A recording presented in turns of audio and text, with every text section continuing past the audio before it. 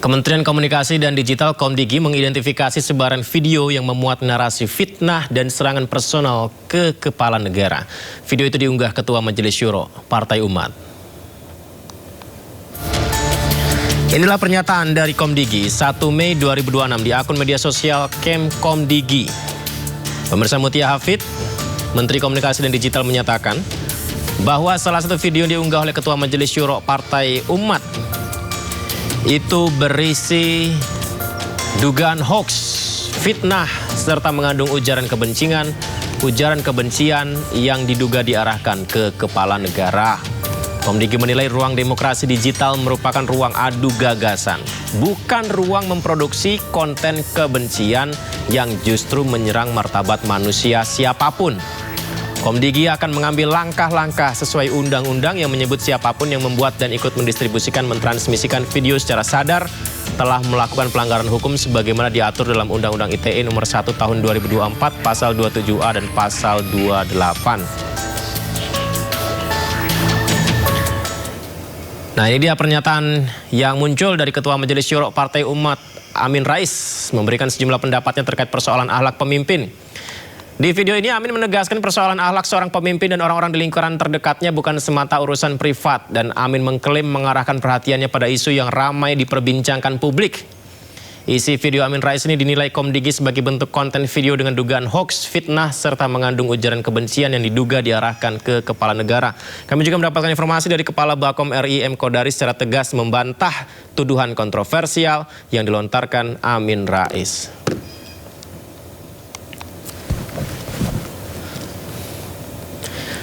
Peringatan Hari Buruh di kawasan Monas memicu kemacetan di sejumlah titik, diantaranya di Jalan Keramat Kuitang, Jakarta. Kendaraan memadati jalur menuju ke arah Monumen Nasional.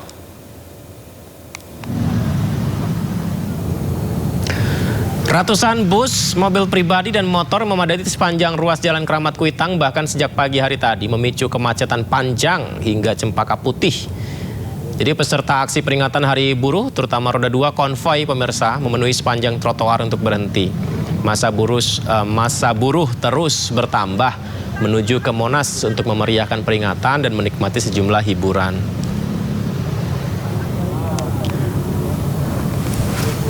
Sementara itu, ribuan buruh dari luar Jakarta, kita lihat ini, juga melintasi Jalan Raya Kalimalang Bekasi menuju Jakarta. Jadi sebagian besar peserta aksi peringatan Hari Buruh menuju Monas menggunakan motor seperti yang kita lihat ini, pemirsa.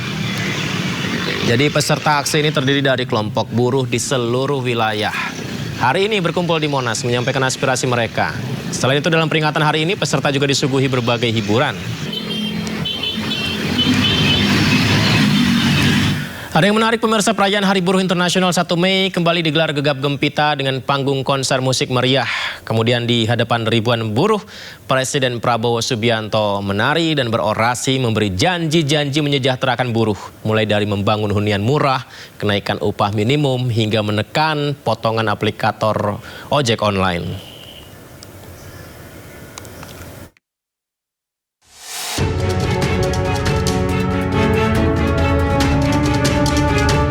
Kedua kalinya perayaan Hari Buruh 1 Mei di era Presiden Prabowo digelar dengan meriah. Tidak ada lagi unjuk rasa atau long march buruh. Perayaan May Day digelar gegap gempita dengan konser dangdut di Monas, Jakarta Pusat. Sekitar 200.000 massa buruh dari sejumlah aliansi datang dari berbagai daerah menggunakan puluhan bus besar. Di antaranya dari Bekasi, Serang, Depok, dan Bogor. Sekitar pukul 9 pagi, Presiden Prabowo Subianto bersama jajaran menteri, ketua MPR, dan ketua DPR tiba di panggung, disambut riuh massa. Dengan gaya khasnya, Prabowo berjoget mengikuti musik yang mengalun. Percayalah padaku, meski di gelap malam, kamu kan sendiri.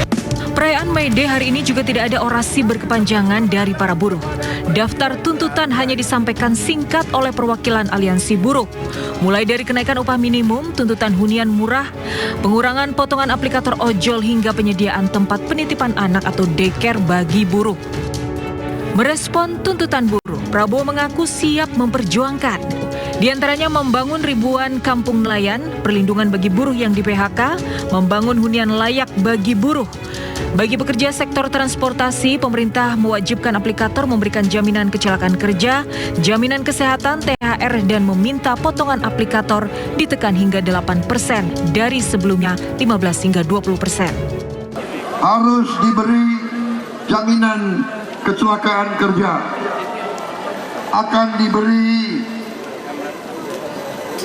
akan diberikan BPJS kesehatan,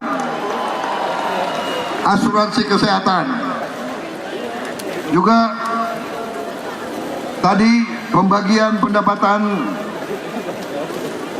dari 80% untuk pengemudi sekarang menjadi minimal 92% untuk pengemudi. Tim Liputan iNews melaporkan. Dalam aksi May Day hari ini, ribuan buruh menyuarakan 11 tuntutan kepada pemerintahan Presiden Prabowo Subianto. Mulai dari tolak upah murah, hapus outsourcing, reformasi pajak, hingga antisipasi PHK besar-besaran akibat konflik Timur Tengah.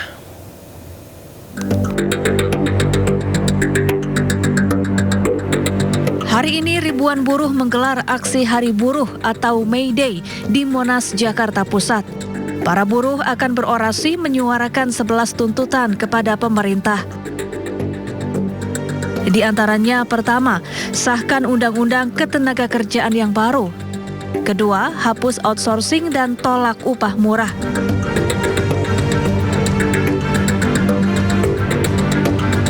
Ketiga, antisipasi potensi PHK besar-besaran akibat konflik di Timur Tengah. Keempat, reformasi pajak, diantaranya dengan menghapus pajak tunjangan hari raya, pajak jaminan hari tua, pajak pesangon, dan pajak jaminan pensiun. Kelima, sahkan undang-undang perampasan aset. Keenam, antisipasi PHK industri di bidang tekstil dan nikel. Ketujuh, antisipasi PHK industri semen. 8. Ratifikasi Konvensi ILO nomor 190 tentang anti kekerasan pada pekerja perempuan di tempat kerja. 9. Turunkan pemotongan tarif ojek online menjadi 10%. 10. Revisi Undang-Undang Penyelesaian Perselisihan Hubungan Industrial yang lebih adil pada buruh. Dan ke-11, angkat guru dan pekerja honorer menjadi ASN, bukan sebagai P3K. Presiden Konfederasi Serikat Pekerja Indonesia sekaligus Presiden Partai Buruh Said Iqbal juga menyebut aksi buruh hari ini akan berjalan damai dan penuh sukacita. Tim Liputan iNews melaporkan. Usai pidato peringatan Hari Buruh, Presiden Prabowo Subianto memberikan kejutan unik ke buruh yang hadir di Monas. Kejutan apa itu? Ini dia, di atas panggung Presiden Republik Indonesia Prabowo Subianto membuka baju safari yang dipakainya dan melemparkannya ke arah buruh.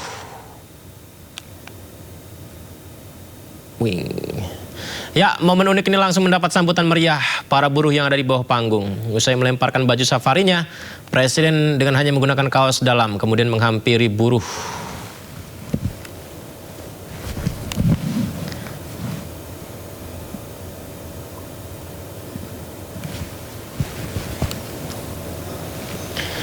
Informasi seputar haji kami hadirkan usai jeda, tetaplah bersama kami di Sindo Prime.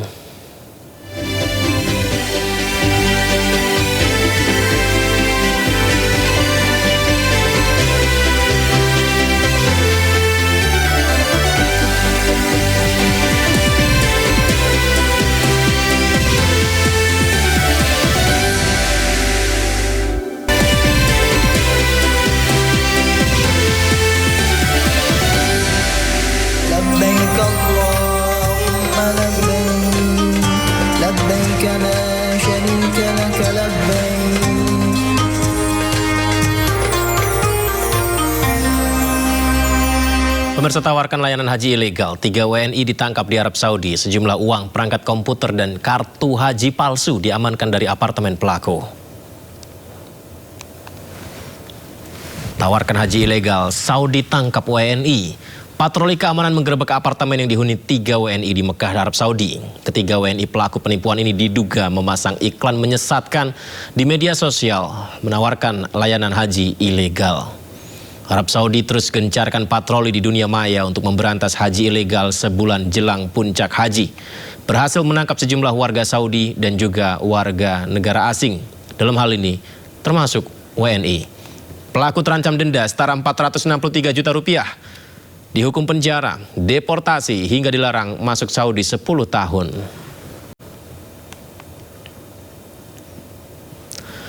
Pemirsa, rombongan jemaah calon haji embarkasi Surabaya asal Probolinggo, Jawa Timur mengalami kecelakaan.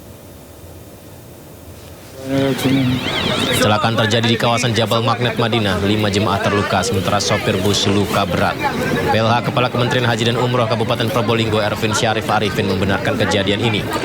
Menurutnya kecelakaan terjadi saat rombongan ziarah. Jumlah penumpang bus sekitar 45 orang.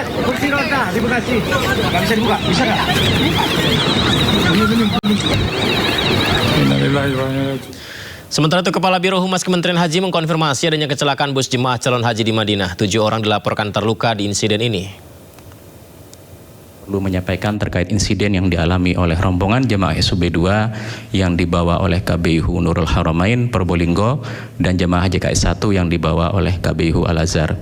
Kronologi yang kami terima, pada 28 April 2026 pukul 10.30 waktu Arab Saudi, bus SUB 2 yang sedang melaju menabrak lambung bus JKS 1. Dilaporkan korban yang mengalami luka sebanyak 7 jemaah dari JKS 1, 2 orang jemaah dari SUB 2 dan 1 pengurus KBIHU Nurul Haramain. Hingga saat ini masih ada 1 jemaah yang dirawat di Rumah Sakit Al-Hayat Madinah atas nama Sri Sugi Hartini, 60 tahun, asal Kloter SUB 2. Kisah inspiratif datang dari seorang pedagang sate di Denpasar, Bali. Dengan usahanya sejak bujangan, dirinya akhirnya dapat menginjakan kaki di tanah suci bersama istrinya.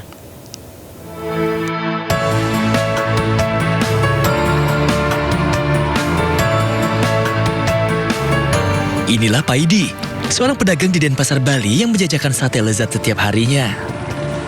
Namun siapa sangka, sate-sate dijualnya dapat membawanya berhaji bersama istrinya Hamidah. Impian Paidi untuk menyempurnakan ibadahnya ini telah muncul sejak dirinya bujangan. Ia rutin mengumpulkan hasilnya berjualan mendorong gerobak sejak pukul 4 sore hingga 10 malam.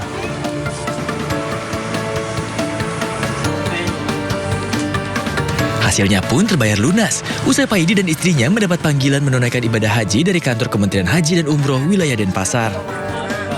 Kalau saya ini pendaftaran 2013. Daftar haji, baru saat ini dipanggil karena tahun kemarin itu baru cadangan. Ya ketika dipanggil, alhamdulillah dalam hati ini serasa menangis.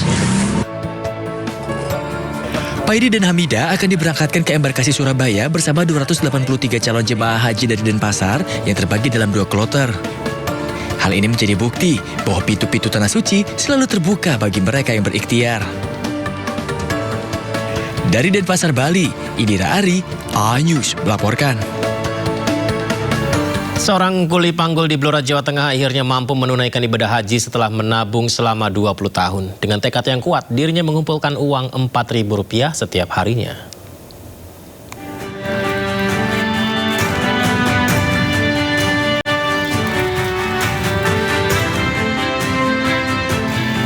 Layaknya memanggul barang di pasar, Sumarno memanggul mimpinya untuk menunaikan ibadah haji dengan keyakinan yang kuat.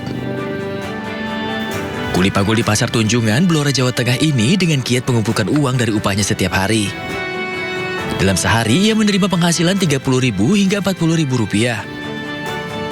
Sumarno menyisihkan Rp4 hingga Rp5.000 setiap harinya selama 20 tahun dengan keyakinan dapat bertamu ke rumah Allah. Meskipun jadwal sempat tertunda 2023 lalu akibat pandemi, usaha Sumarno akhirnya terbayar lunas di tahun ini.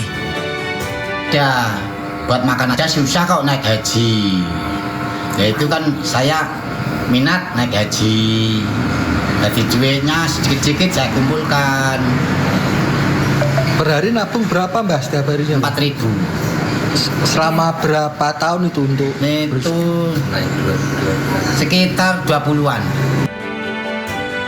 Tak sendiri, Sumarno akan menunaikan rukun Islam yang kelima ini bersama istrinya. Dirinya dijadwalkan untuk bertolak ke Tanah Suci tanggal 5 Mei mendatang. Dari Blora, Jawa Tengah, Heri Purnomo, A-News melaporkan. لبيك اللهم لبيك لبيك لا شريك لك لبيك.